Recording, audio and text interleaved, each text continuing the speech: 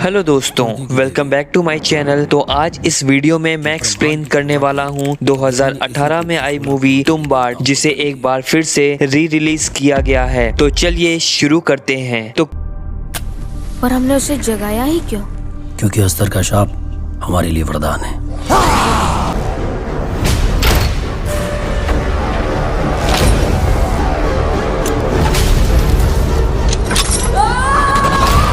डरा नहीं रहा हूं, तुम्बाड़ के लिए तैयार कर रहा हूं।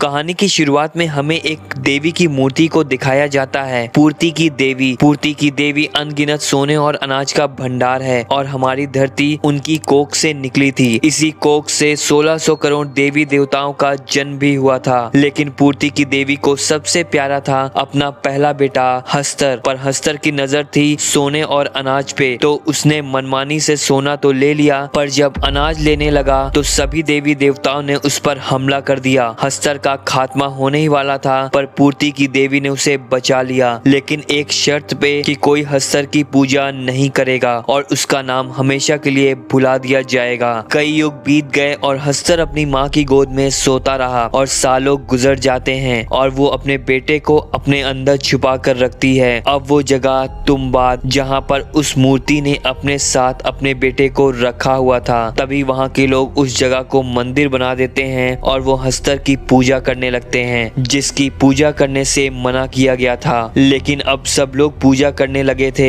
बाकी सभी देवी देवताओं को गुस्सा आ जाता है और कहते हैं कि उस दिन से देवी देवताओं का गुस्सा तुम्बाड पर बारिश बनकर बरस रहा है। और अब काफी साल गुजर जाने के बाद एक गांव तुम्बाड में एक औरत को दिखाया जाता है जिसका नाम ज्योति होता है। और वो औरत एक सरकार के बाड़े में आती है और यहाँ पर एक ही पंडित जिंदा था जिसका नाम सरकार था, लेकिन इस जगह को सरकार का बाड़ा कहा जाता था। और यहाँ आकर वो सोने के सिक्के के बदले वो सरकार के साथ रात बिताती है। इसके बाद सीन बदलता है ज्योति के दोनों बेटों की तरफ। इसके बड़े बेटे का नाम विनायक राव और छोटे बेटे का नाम सदाशिव राव था। और यहाँ पर दोनों बेटे अपनी माँ का इंतजार कर रहे होते हैं, क्योंकि वो रोजाना उस सरकार के पास जाया करती थी और आज उसे काफी ज्यादा देर हो गई थी। और यहाँ पर इसके दोनों बेटे आपस में बात करते हैं कि दादी को खाना आज कौन देगा। दरअसल इनके घर में एक बूढ़ी औरत रहती है जिसको ये सब लोग दादी कहते थे और उस दादी की उम्र 200 साल से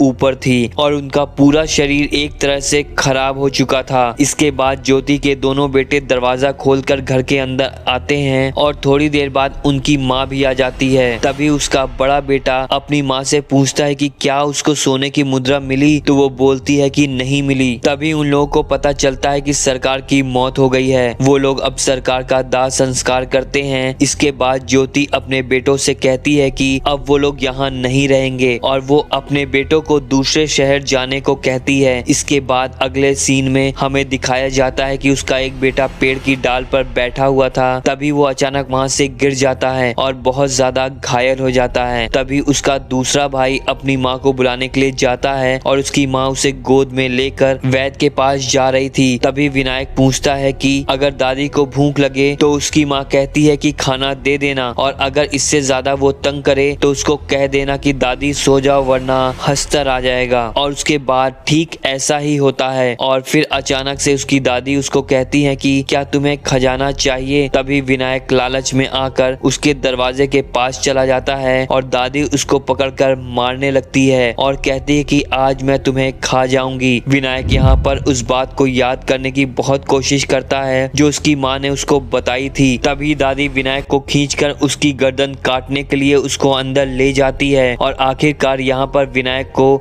अपनी माँ की बात याद आ जाती है जो उसकी माँ कहकर गई थी, सो जा दादी नहीं तो हस्तर आ जाएगा। ये सुनते ही दादी सो जाती हैं और तभी वहाँ पर विनायक की माँ भी आ जाती है। विनायक अपनी माँ से अपने भाई के बारे में पूछता है और उसकी माँ कुछ नहीं बताती, क्योंकि विनायक का भाई मर चुका था और उसकी माँ अब उसको कहती है कि हमें यहाँ से जल्द निकलना होगा। और सुबह होते ही ये लोग नाव में बैठकर दूसरे शहर की ओर रवाना हो जाते हैं। और अब विनायक फिर से अपनी माँ से उस सोने की मुद्रा के बारे में पूछता है तो उसकी माँ विनायक को एक सोने की मुद्रा दे देती है। और विनायक अपनी माँ से कहता है कि अगर हम दादी को खाना नहीं देंगे तो वो ऐसे ही शायद भूखा रहकर हमें खजाने के बारे में बता दे। लेकिन उसकी माँ यहाँ पर उसको चुप करा देती है और अपनी कसम देती है कि वो आज के बाद इस तुम्बाद गांव में नहीं आएगा। शायद उसकी माँ ने अपने बेटे को खोकर अपनी लालच का सबक सीख लिया था। इसके बाद हमें 15 साल बाद का सीन दिखाया जाता है जहाँ पर हम ये देखते हैं कि विनायक अब बड़ा हो गया है और वो दोबारा से तुम्बाद गांव में आता है, क्योंकि शायद आज भी उसके दिल में इस बात का लालच था कि जिस खजाने के बारे में उसकी दादी ने उसको बताया था। इसलिए वो सबसे पहले अपने घर आता है और देखता है कि दादी आज भी जिंदा है, लेकिन उसके सीने में एक काफी बड़ा पेड़ उग गया है। और विनायक फिर से अपनी दादी से उस खजाने के बारे में पूछता है और वो कहती है कि दादी अगर आप मुझे खजाने के बारे में बता दें तो वो खजाना हम दोनों आपस में बांट लेंगे। उसकी दादी उससे कहती है कि अब मुझे कुछ भी नहीं चाहिए और अब मैं और ज्यादा जीना नहीं चाहती हूँ। विनायक अपनी दादी से समझौता करता है कि आप मुझे खजाने के बारे में बता दें और मैं आपको आपकी जान से आजाद कर दूंगा। तभी उसकी दादी उसको बताती है कि कई साल पहले की बात है, मैं कुएं में उतरने में माहिर थी और अब विनायक को पता चलता है कि खजाना कहाँ है और वो उस जगह को भी ढूंढ लेता है, लेकिन खजाना कैसे निकालना है ये उसे अब भी पता नहीं होता है। वो फिर दादी के पास जाता है, दादी उसको सारा राज बता देती है। इसके बाद विनायक दादी समेत अपने घर को आग लगा देता है, क्योंकि उसने दादी से वादा किया था। और जब वो एक सोने की मुद्रा को लेकर अपने घर वापस आता है तो देखता है कि उसकी बीवी ने एक छोटा सा कारोबार चालू किया है, वो अनाज पीस कर बेचती है। यहाँ पर विनायक अपनी बीवी को कहता है कि तुम्हें अब परेशान होने की जरूरत नहीं है, अब हमारे पास बहुत सारे पैसे आने वाले हैं, हमारे दिन बदल जाएंगे और हम बहुत ज्यादा अमीर होने वाले हैं। और फिर वो उस पंडित के पास जाता है जिससे उसने कर्जा लिया था। वो उसे सोने की मुद्रा दिखाता है और वो उसे देखकर अपना कर्जा वापस कर देता है। और अब विनायक इसी तरह कुछ दिन बाद तुम्बाद गांव जाता है और वहां से कुछ सोने की मुद्रा लेकर आ जाता है और उनको शहर में आकर बेच देता है। इसी तरह वो दिन ब दिन अमीर होता जा रहा था। विनायक का घर भी बदल गया था और उसके हालात भी काफी अच्छे हो गए थे। और अब उस पंडित के दिल में भी लालच आ चुका था, जिसके पास से विनायक ने कुछ पैसे उधार लिए थे। अब पंडित विनायक के पास जाता है और उससे कहता है कि वो उसे अपने काम में हिस्सेदार बना ले, लेकिन विनायक उस पंडित की बात को नहीं मान रहा था। अब उस पंडित के दिल में लालच तो था ही, वो भी तुम्बाड गांव जाकर सोने की मुद्रा लाने के बारे में सोचता है। तभी वो पंडित 2 दिन के लिए एक वैश्या को पैसा देता है कि वो विनायक के साथ रहे और उसे रोक कर रखे, ताकि वो तुम्बाद गांव जाकर उस खजाने का पता लगा सके। लेकिन वो वैश्या और भी ज्यादा लालची थी और ज्यादा पैसे के चक्कर में विनायक को सब कुछ बता देती है। इसके बाद सीन बदल जाता है। तुम्बाद गांव की तरफ हम पंडित को देखते हैं जो अब तुम्बाद गांव में पहुंच गया था। इसके पीछे ही विनायक भी आ जाता है, जिसकी नजर अब पंडित पर थी। लेकिन विनायक जानकर उस पंडित को सब कुछ दिखाता है कि वो किस वक्त क्या करता है। तो पंडित देखता है कि विनायक एक कुएं में उतरता है और उसके कुछ देर बाद वहां से बहुत ज्यादा सोने की मुद्राएं लेकर आ जाता है। अब वो पंडित भी ऐसा ही करता है। इसके बाद पंडित कुएं में उतरकर काफी आगे जाता है, क्योंकि रास्ता बहुत ज्यादा छोटा था और यहाँ पर कोई सांस ले रहा था ऐसा महसूस होता है। यहाँ पंडित एक छोटे से डिब्बे को देखता है। जब वो उसे खोलता है तो उसमें एक छोटी सी आटे की गुड़िया निकलती है। वो जब उस गुड़िया को पकड़ता है तभी हस्तर को अनाज की खुशबू आ जाती है। अब हस्तर उस गुड़िया के साथ पंडित को भी खा जाता है। इसके थोड़ी देर बाद में वहाँ पर विनायक आ जाता है और वो देखता है कि पंडित का भी वही हाल हुआ जो दादी का हुआ था, लेकिन पंडित ने कभी विनायक की मदद की थी, इसलिए वो उसकी मदद करता है और उसे उसकी जान से आजाद कर देता है, क्योंकि शायद वो बहुत ज्यादा दुख में था। दरअसल यहाँ पर हस्तर का एक वरदान था, क्योंकि इंसान कभी भी हमेशा के लिए जिंदा नहीं रह सकता था, लेकिन हस्तर का ये कर्ज था कि कोई भी जब उसकी जगह आ जाएगा और वो उसको काट लेगा तो वो इंसान हमेशा के लिए जिंदा हो जाएगा, लेकिन हमेशा जिंदा रहने के साथ ही उस इंसान की पूरा शरीर सड़ जाएगा, जैसा कि हमने शुरू में दादी को देखा था। इसके बाद की कहानी बदलती है। कुछ साल बाद यहाँ पर हम देखते देखते हैं कि विनायक राव के 3 बच्चे होते हैं, 2 लड़कियां जो कि जुड़वा होती हैं और एक बड़ा बेटा जिसका नाम पांडुरंग होता है। हम यहाँ पर देख पाते हैं कि पांडुरंग एक पैर से विकलांग है और विनायक अपने ही घर में अपने बेटे को एक जगह बनाकर देता है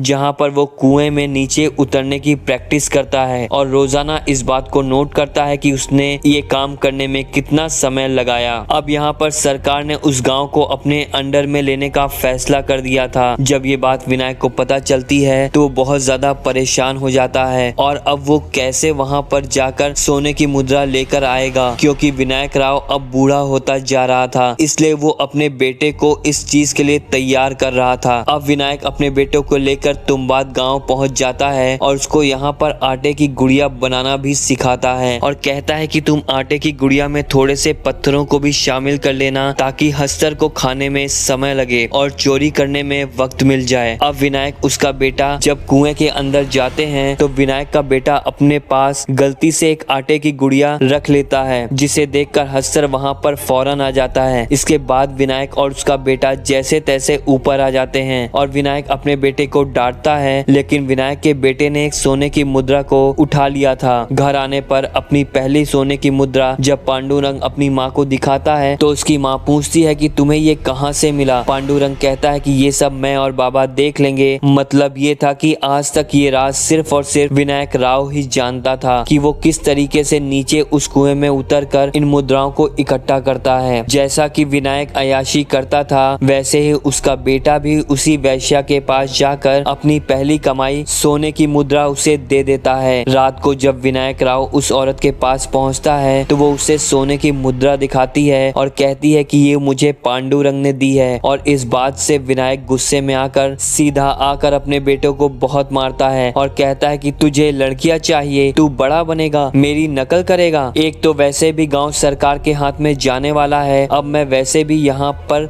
नहीं जा सकता और तू लालची उस लड़की को पाना चाहता है। मार खाते वक्त भी पांडुरंग का दिमाग अंदर से चलने लगता है। वो कहता है कि अगर हम कुछ ही टाइम में ज्यादा पैसा कमा ले तो, क्योंकि हम एक एक कर उसे गुड़िया देते हैं, क्या हो अगर हम उसे बहुत सारी गुड़िया एक ही बार में दे दे तो वो खाने में काफी व्यस्त हो जाएगा और हमारे पास में काफी सारा टाइम मिल जाएगा उन सोने की मुद्राओं को लाने में। अगले दिन विनायक और उसका बेटा अपनी योजना के मुताबिक ही काम करते हैं। इसके बाद विनायक और उसका बेटा बहुत ज्यादा आटा लेकर तुम्बाद गांव की तरफ चले जाते हैं और वो दोनों उस कुएं के बाहर बैठकर बहुत ज्यादा आटे की गुड़िया बनाते हैं। और अब वो जैसे ही कुएं में उतरते हैं वो बॉक्स के अगल बगल आटे का घेरा बना देते हैं, जिसकी वजह से हस्तर उनके करीब ना आ सके और वो बहुत सारे गुड़िया को वहां पर फेंक देते हैं। और वो जैसे ही इन गुड़ियाओं को फेंक देते हैं तो जितनी ज्यादा गुड़िया होती हैं वहां पर उतने ज्यादा हस्तर आ जाते हैं, लेकिन जो उन लोगों के आटे का दायरा था उसके पास हस्तर नहीं आ सकता था, क्योंकि उसका कारण ये था कि हस्तर ने अपनी माँ से सारी दौलत ले ली थी। लेकिन जब वो अनाज लेने लगा तो उस पर देवताओं ने हमला कर दिया था और उसके ऊपर एक बात का श्राप था कि वो अनाज को अपने हाथों से नहीं ले सकता। लेकिन यहाँ पर तो अनाज हस्तर को इंसान खुद दे रहे थे, तो इतने सालों के बाद उस अनाज को क्यों ना खाता, और इसी वजह से वो इस दायरे को पार नहीं कर सकता था। और अब काफी रात हो चुकी थी। विनायक और उसका बेटा उसी दायरे में बैठकर वो इस बात का इंतजार कर रहे थे कि जैसे ही गुड़िया खत्म हो हस्तर की तादाद भी खत्म हो जाए। लेकिन उनके पास एक और बड़ी गुड़िया पड़ी थी, यानी कि अभी भी एक और हस्तर बचा हुआ है और विनायक उस बड़ी गुड़िया से छोटी छोटी गुड़िया बनाकर अपने पूरे शरीर पर लपेट लेता है। यहाँ पर विनायक राव अपने आप को बलिदान करने के अलावा कुछ नहीं सोच पाता। उसका बेटा पांडुरंग उसे देखकर रोता है और कहता है कि पापा आप ये क्या कर रहे हैं। लेकिन अपने बेटे की जान बचाने के लिए विनायक को यही रास्ता सही लगता है और अब वो खुद उस घेरे से बाहर निकल जाता है। जैसे ही हस्तर विनायक के पीछे जाता है और इस घेरे से टच होकर सभी हस्तर मर जाते हैं और विनायक का बेटा उस कुएं से बाहर आ जाता है और वो कुएं से आकर अपने पिता को देखता है तो विनायक की वही हालत हो चुकी थी जो उसकी दादी और उस पंडित की थी। यहाँ पर वो अपने बेटे को सोने की मुद्रा की एक थैली देता है। विनायक अपने बेटे से कहता है कि तुम्हें यही सब चाहिए था ना, इसी के लिए तू यहाँ तक आया था ना। लेकिन तभी विनायक के बेटे को उसकी कही हुई बात याद आती है कि हमें ऐसी जिंदगी का क्या फायदा, हम हस्तर के वरदान से जिंदा तो हो जाएंगे लेकिन ऐसी जिंदगी का क्या फायदा फायदा जब पूरा शरीर ही सड़ जाए और दुख और तकलीफ से गुजरे। इसी वजह से वो लालच यानी कि वो सोने की मुद्रा को न लेकर अपने पिता की मुक्ति के बारे में सोचता है और वो उसे जला देता है। इसी के साथ ये मूवी यहीं पर खत्म हो जाती है। तो दोस्तों, उम्मीद करता हूँ कि आपको ये एक्सप्लेनेशन पसंद आया होगा। ऐसी ही और वीडियो देखने के लिए हमारे चैनल को सब्सक्राइब और वीडियो को लाइक जरूर कर दें।